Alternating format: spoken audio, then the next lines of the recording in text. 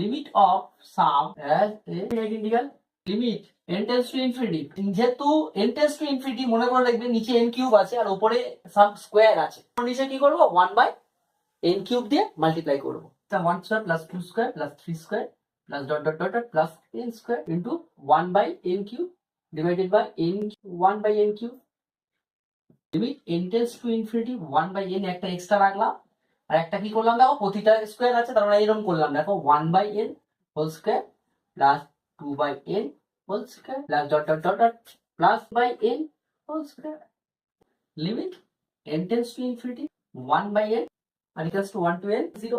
দেখো পরিষ্কার দেখো এখানে আমি এরকম পেলাম b, এটা b আর এটা হচ্ছে a, তার মানে b ইকুয়ালস টু 1 আর a ইকুয়ালস টু 0। তো আমি এখান থেকে ডাইরেক্ট দেখো বাই ইউজিং ডেফিনাইট ইন্টিগ্রাল 0 টা কি করলাম 0 পেলাম, লোয়ার লিমিট আপার লিমিট কত 1 পেলাম। This is x square integration করলে x কিউব বাই 3